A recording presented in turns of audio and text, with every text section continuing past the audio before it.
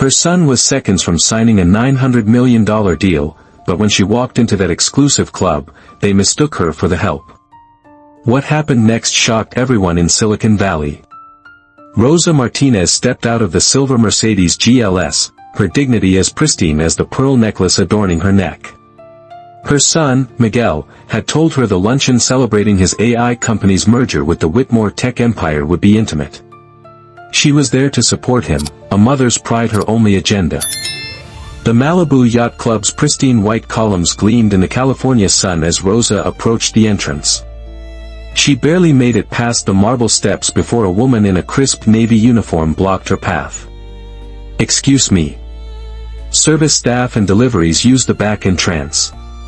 Rosa tilted her head, the sting of assumption familiar but never dull. "I'm here for lunch with my son, Miguel Martinez. If you're with the catering company, it's club policy." Before Rosa could correct her again, a sharp voice cut through the ocean breeze. "Well, I suppose they let anyone through the gates these days." Catherine Whitmore, the tech dynasty matriarch, stood with a look of practiced disdain. Her platinum blonde hair was pulled into a severe chignon, designer sunglasses perched atop her head like a crown. "Are we really allowing the cleaning staff to dine in the main restaurant now?" Catherine's voice carried across the terrace, designed to be heard. Several heads turned from their champagne flutes. A man in a navy blazer chuckled behind his hand. Across the sun-drenched patio, Miguel Martinez, mid-toast with potential investors, saw his mother's face. His smile vanished instantly. He set his crystal glass down with deliberate calm, the sound echoing against the marble. Rosa's hands clenched her small leather purse, knuckles whitening. Catherine was already gliding away, the moment forgotten for her but seared into Rosa's memory like a brand. Her cheeks burned with the familiar heat of humiliation she'd hoped her son would never witness. Miguel crossed the manicured lawn in quick strides, his Italian leather shoes clicking against the stone pathway. He placed a protective hand on his mother's shoulder, his jaw tight with barely contained fury. "You okay, Mommy?" She nodded, not wanting to cause a scene. "I don't want to make trouble for you, Mijo." "I know you don't," he said, his voice low and steady, the calm before a storm. "But I will." He turned to the uniformed staffer, his brown eyes flashing. "This is my mother. You just disrespected the most important person in this building." His voice carried a quiet authority that made the woman step back. Miguel then escorted Rosa back to the SUV, opening her door with the same gentleness he'd shown her since childhood. The valet parking attendant watched nervously, sensing the tension crackling in the air. "Don't ruin your big moment because of me," she pleaded, her accent thickening with emotion. He gave her a look that silenced all protest, the same determined expression he'd worn as a boy when defending her honor. "You are my moment, Mommy. You always have been." He shut the door with a soft click and walked back up the marble steps, a deep fire brewing beneath his composed exterior. The other guests continued their conversations, unaware that everything was about to change. Back inside the yacht club's main dining room, the merger documents lay spread across the mahogany table, pens poised for signatures that would transform both companies forever. Miguel returned to the sun-filled space, the air crackling with an electricity only he could feel. "Everything all right?" asked Harrison Blake, Whitmore's chief legal officer, adjusting his wire-rimmed glasses nervously. Miguel's gaze swept the room, taking in the crystal chandeliers, the oil paintings of maritime scenes, the faces of people who'd never known struggle. His eyes landed on Catherine, who sipped her Bordeaux with practiced indifference, utterly unbothered by the chaos she'd created. He walked to his chair but remained standing, his hands resting on the leather back. The room's conversations gradually died as people sensed something shifting in the atmosphere. "I want to say something," he began, his voice cutting through the gentle clink of silverware. The room froze, every eye turning toward him. "You all know how much this deal meant to my company. This merger would have changed everything for us." He paused, letting the weight of his words settle. "But I'm not signing it." A shocked silence descended like fog over the bay, then nervous murmurs rippled through the dining room. Catherine's wine glass paused halfway to her lips, her perfectly manicured eyebrows arching with surprise. "Excuse me," she said, her voice sharp as broken crystal. Harrison Blake frantically shuffled through the legal documents, his face pale. "Miguel, is this some kind of negotiation tactic? Because we've already agreed on terms." "No," Miguel said, his voice cutting through the confusion like a blade. "There's no negotiation. There's no more table." Catherine set down her glass with a deliberate clink, her composure cracking slightly. "Let's not overreact to a simple misunderstanding. I didn't recognize the woman." "That woman," Miguel said, his voice dropping to a dangerous whisper, "is my mother." "I'm aware of that now," Catherine replied coolly, smoothing her silk blouse. "But surely we can move past this minor." "You knew exactly what you were doing," Miguel cut her off, stepping closer to the table. "You said what you meant to say." The other investors shifted uncomfortably in their chairs. Harrison jumped in, desperation creeping into his voice. "Miguel, we've invested 18 months and millions of dollars in due diligence. There are legal implications here." "Then I'll see you in court," Miguel replied, his tone as calm as still water. "Don't be so emotional about this," Catherine muttered, waving her hand dismissively.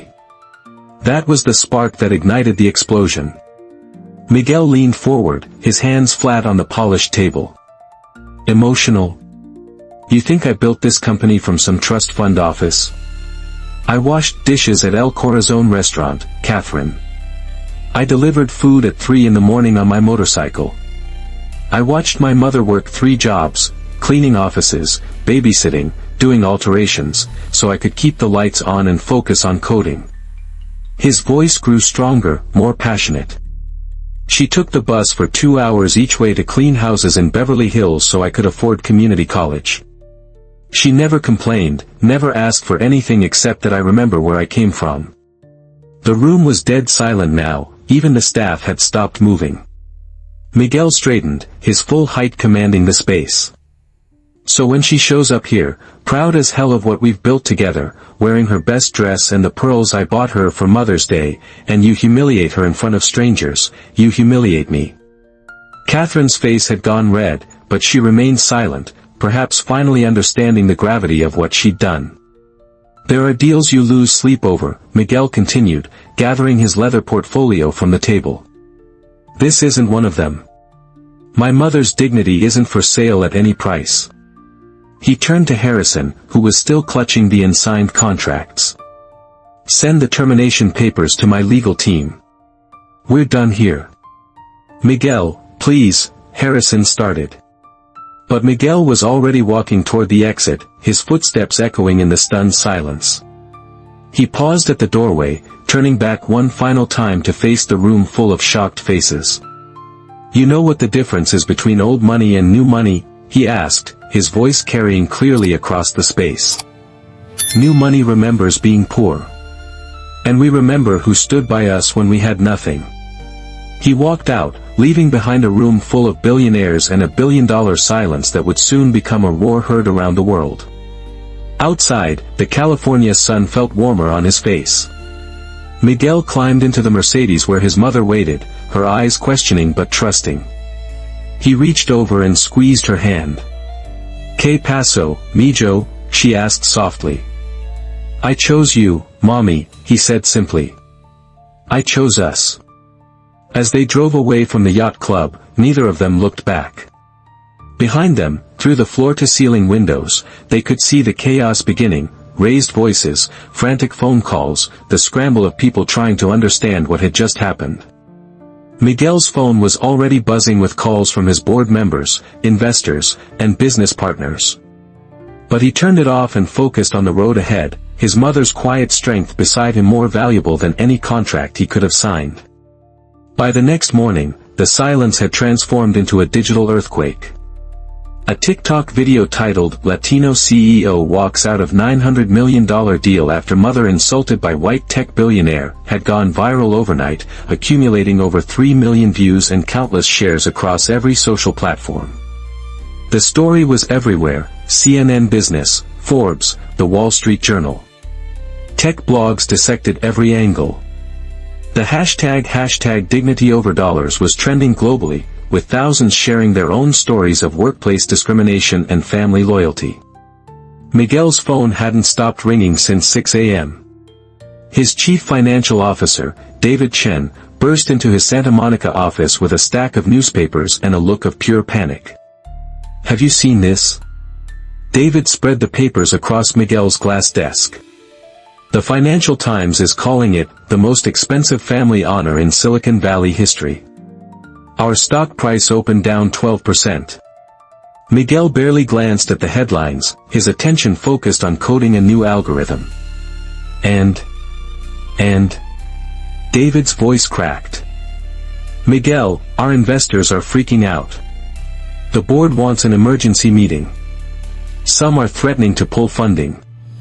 Before Miguel could respond, his business partner Marcus Thompson knocked and entered without waiting for permission. Marcus had been with the company since its garage days, but his face now showed a mixture of anger and disbelief. "We need to talk," Marcus said, closing the door firmly behind him. "Now." They rode the elevator to the building's rooftop terrace in tense silence. The Los Angeles skyline stretched before them, but the usual inspiration Miguel drew from the view was absent. "This was our generational leap, Miguel." Marcus exploded the moment they were alone. 20 years we've been building this company. 20 years of 80-hour weeks, of eating ramen and sleeping on office couches. This deal would have made us a major player. Miguel turned to face his longtime friend, his expression calm but unyielding. "And you think I made that decision lightly? I think you made a decision for all of us without asking any of us." Marcus shot back. "Your mother, I love Rosa, you know that, but one moment of embarrassment doesn't justify destroying everything we've built." "One moment." Miguel's voice rose slightly. "Marcus, they looked at my mother and saw a servant. They didn't see the woman who worked 3 jobs to put me through school. They didn't see the genius who taught herself English by watching news broadcasts. They saw what they wanted to see."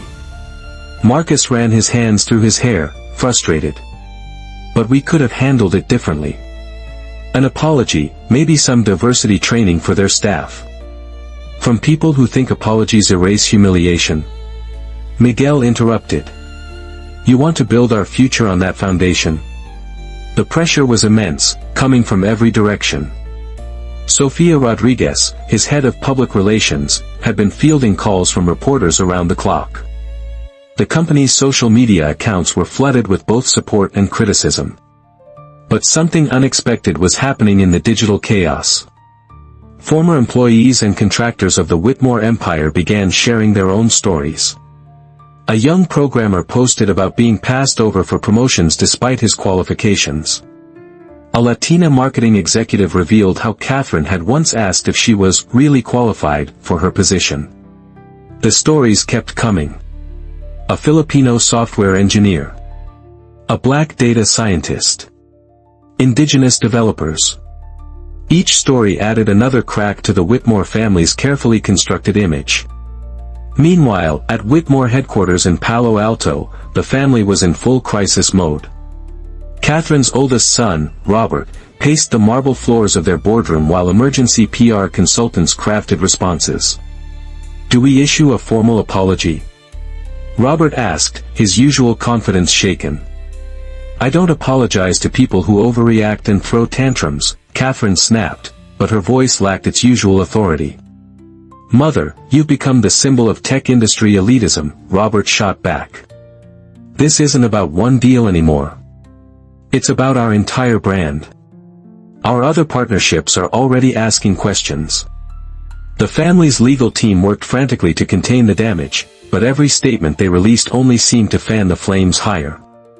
Their carefully worded response expressing regret for any miscommunication was immediately dissected and mocked online. #miscommunication my ass began trending within hours, with users posting examples of clear, unmistakable discrimination they'd experienced, followed by imaginary corporate non-apologies. Just as the pressure from his own team reached its peak, Miguel received an anonymous call that changed everything. He was in his home office in Manhattan Beach, watching the sunset paint the Pacific in shades of gold, when his private line buzzed. "They're preparing a countersuit," the voice rasped, clearly disguised. "I used to work for Whitmore's legal department. They're trying to frame you as mentally unstable, emotionally volatile. They want to bury you quietly before this gets any bigger." The line went dead, leaving Miguel staring at his phone. But instead of intimidation, he felt something else entirely: clarity. He called Sofia Rodriguez immediately. "I want to go on the offensive," he told her. "It's time people knew who we really are." Sofia arrived at his house within an hour, laptop bag in hand and fire in her eyes. "I've been waiting for you to say that," she said. "I've got ideas." They launched a coordinated campaign showcasing the real story of Martinez Technologies.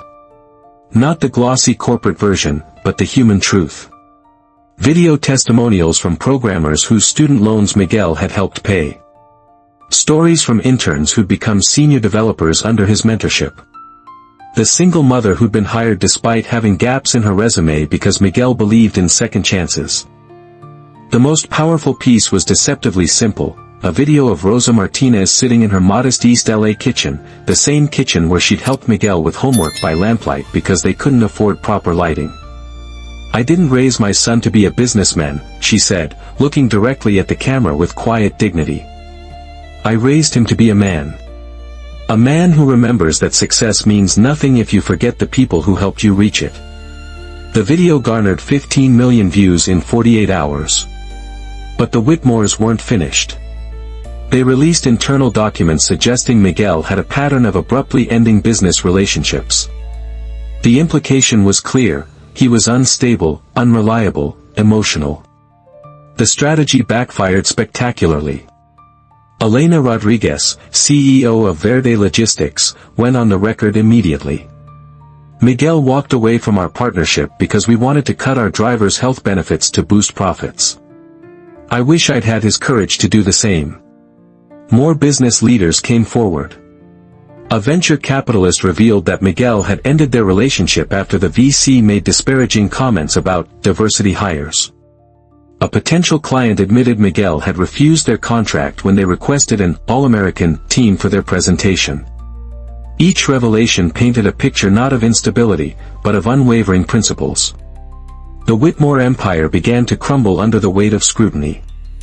Catherine was quietly removed from the board of the Peninsula Children's Foundation after donors threatened to pull funding. 2 major clients terminated their contracts, citing brand alignment issues. At the family's emergency board meeting, Robert finally confronted his mother directly. "The company doesn't need you anymore," he said quietly. "You've become a liability we can't afford." Catherine's face went white, but she maintained her composure. "This will blow over. These things always do." "Not this time," Robert replied. "Not when every news outlet is calling you the face of Silicon Valley discrimination. Not when we're losing millions in contracts because people don't want to be associated with us." Meanwhile, Miguel's company was experiencing the opposite effect. New clients were reaching out daily, wanting to work with the CEO who'd put principles over profits. Talented developers were sending resumes, attracted by a leader who actually stood for something. David Chen burst into Miguel's office again, but this time his expression was different. "I owe you an apology," he said simply. "I was wrong. Our stock didn't just recover, we're up 30% from before the deal. And I just got off the phone with 3 different acquisition offers, each one higher than the Whitmore deal." Miguel nodded but didn't smile. "It was never about the money, David." "I know that now," David replied. "I should have known it then." That evening, as Miguel worked late in his office, he received an email that made him pause. The sender was listed as C. Whitmore, but when he opened it, he found only 3 words: "You were right." He stared at the message for a long moment, then deleted it without responding. Some bridges, once burned, were meant to stay that way. 1 month after the incident, an envelope with no return address arrived at Miguel's office. Inside was a handwritten letter on simple notebook paper, the careful cursive suggesting someone who'd learned to write in another language first. "Dear Mr. Martinez," it began. "You don't know me, but I saw your story on the news, and I cried. Not because I was surprised by what happened to your mother, I've seen it too many times. But because for once, someone said no and meant it." The letter was signed by Elena Vasquez, whose mother had worked as a housekeeper for the Whitmore family estate for over 15 years. "You reminded me of my mother," Elena continued. "She never had your platform or your resources, but she had your spine. She taught me that our dignity isn't negotiable, even when we're invisible to people like them." Elena included a photo, her mother, Carmen, standing proudly at Elena's college graduation, both women beaming despite the worn condition of their carefully chosen dresses. The image cut through all the noise of headlines and stock prices, reaching something deeper in Miguel's chest. He drove to East Los Angeles that weekend to meet Elena at a small cafe near her apartment. She was a nurse at County General, working double shifts to support her own young daughter while putting herself through nurse practitioner school. "Your mother never knew my mom's name," Elena told him over coffee. 15 years of cleaning that mansion, and Mrs. Whitmore called her the help or Maria, even though she corrected her every time. "But my mom needed the job, so she endured it." Elena's stories painted a picture of quiet dignity in the face of casual cruelty. Carmen Vasquez had worked through a broken wrist because she couldn't afford to lose wages. She'd been blamed for items that went missing during the Whitmore's parties. She'd been lectured about proper English, despite speaking 3 languages fluently. "When I saw what you did," Elena said, tears gathering in her eyes, "I called my mom and told her someone finally stood up for all of us." The conversation stayed with Miguel for days.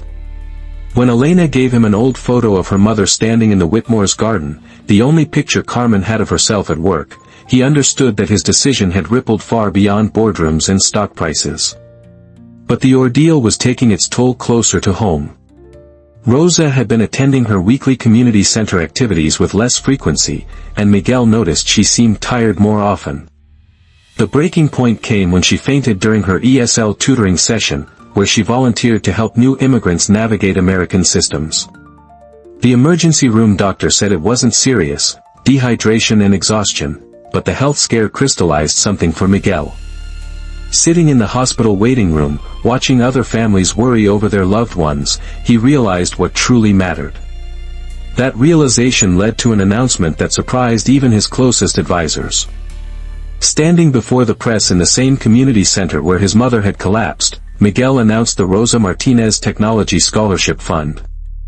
"I walked away from $900 million, he said, his mother sitting proudly in the front row, her color fully returned. "People said I was crazy. But this," he gestured to the crowd of families, students, and community leaders, "this is worth more than any check I could have signed." The scholarship wouldn't just provide tuition money. It would offer mentorship, internships, and a pipeline from underserved communities into tech careers. The first recipients were already chosen, 20 students from East LA, including Elena Vasquez for her nurse practitioner program and a 17-year-old coding prodigy whose family had immigrated from Guatemala. But Miguel's journey of rediscovery wasn't complete. A voicemail appeared on his personal phone from a voice he hadn't heard in nearly 2 decades, his older brother Carlos, who had disappeared after their father's death when the family was struggling to keep their small auto repair shop afloat. "I saw you on the news, Hermano," Carlos's voice was thick with regret and years of hardship. "I'm proud of you. And I'm sorry I wasn't there when you needed me." The call unearthed old wounds of abandonment that Miguel thought he'd buried under years of success.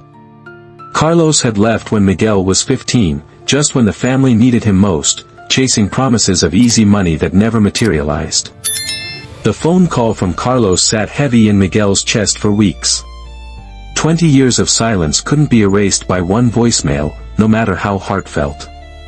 The anger was still there, mixed with grief for the brother he'd once idolized and the help he desperately needed during those hardest years. Miguel found himself driving aimlessly through the neighborhoods of his youth, past the auto shop that had been foreclosed, past the apartment where he'd learned to code on a second-hand laptop while his mother worked her third job of the day. The success he'd built felt both monumental and fragile in the face of these memories. It was his mother who finally gave him the perspective he needed. They were sitting in her small garden behind her house, the house he'd bought her but that she'd insisted on keeping modest, when he told her about Carlos's call. "You know, Mijo," she said, deadheading roses with practiced hands, "sometimes forgiveness isn't for them. It's for you. All that anger, it's like carrying rocks in your pockets. Eventually, you get tired." Rosa looked at him with the wisdom that had guided their family through its darkest moments. "Your brother made his choices, and they were wrong. But you can choose whether to let that poison keep growing in your heart." That evening, Miguel returned Carlos's call. The conversation was awkward, full of long pauses and careful words. Carlos was living in Phoenix, working construction, married with 2 kids he rarely saw because of his work schedule. The easy money he'd chased had led to harder falls than either brother could have imagined. They didn't fix 2 decades of hurt in one conversation, but Miguel felt something shift. He learned that forgiveness wasn't about approval or excusing the past, it was about refusing to let bitterness take up space that could be used for building something better. The Rosa Martinez Technology Scholarship Fund's first graduation ceremony took place a year later. Miguel stood at the podium of East LA Community College, looking out at hundreds of faces that reflected the community he'd come from. The 20 original scholarship recipients had all completed their programs, and 15 were already employed in tech positions at companies eager to hire Miguel's personally mentored talent. Elena Vasquez was there as a newly certified nurse practitioner, having landed a position at a clinic that served undocumented immigrants. The 17-year-old coding prodigy, now 18, had been accepted to MIT with a full scholarship and a summer internship at Miguel's company. "A year ago, I made what some people called the most expensive decision in Silicon Valley history," Miguel began, his voice carrying clearly across the gymnasium. "I turned down almost $1 billion because someone disrespected my mother." He paused, finding Rosa in the crowd. She was wearing the same pearl necklace from that day at the yacht club, but now it seemed to catch the light differently, reflecting pride instead of defiance. "What I learned," Miguel continued, "is that wealth isn't just about what you accumulate. It's about what you refuse to compromise. It's about understanding that some things, like dignity, like family, like the responsibility we have to lift others as we climb, those things aren't for sale at any price." The applause was thunderous, but what moved Miguel most were the individual faces in the crowd. Parents who'd worked multiple jobs to support their children's dreams. Students who'd overcome language barriers and financial obstacles. Community leaders who'd never stopped believing that education could change everything. After the ceremony, as Miguel mingled with graduates and their families, a young woman approached him. She looked familiar, and after a moment, he recognized her from the photo Elena had shown him, Carmen Vasquez's granddaughter. "Mr. Martinez," she said shyly, "I start at your company next month as a junior developer. I wanted to thank you." "For the job?" Miguel asked. "No," she replied. "For showing my grandmother that her dignity mattered.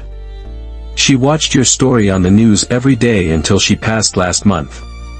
She said you proved that good people could have power too." As Miguel drove home that evening, past the familiar streets of his childhood and toward the success he'd built without compromising his values, he understood finally what legacy really meant. It wasn't the merger he'd walked away from or the money he'd refused. It was the scholarship fund that would outlive him, the respect he'd demanded and received, the people he'd inspired to stand a little taller. He thought about Catherine Whitmore, whose empire had crumbled not because of one dramatic moment, but because of the slow, inevitable collapse that comes when foundations are built on the wrong things. Her legacy would be a cautionary tale, a reminder of what happens when wealth becomes disconnected from humanity. Miguel's legacy would be different. It would be measured in the students who'd go on to become leaders, in the dignity he'd defended, in the principle he'd proven, that a mother's honor, like a person's integrity, is not for sale at any price. The Rosa Martinez Technology Scholarship Fund would graduate its 100th student next year. Applications were pouring in from across the country, from families who'd heard the story and dared to hope their children could climb higher than they'd ever imagined. In the end, Miguel realized he hadn't lost a billion-dollar deal. He'd found something infinitely more valuable, the knowledge that success without principles is just expensive failure, and that sometimes the most profitable decision you can make is the one that puts profit last. As he pulled into his driveway, his phone buzzed with a text from Elena Vasquez. "My daughter wants to be a computer programmer when she grows up. She says she wants to be like Mr. Miguel and help people with technology. Applications for the scholarship don't open for 10 more years, but she's already practicing her coding. Thank you for showing her it's possible."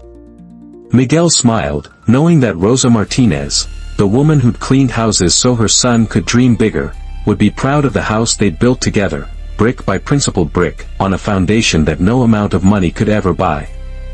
What do you think about Miguel's decision? Have you ever had to choose between money and your values?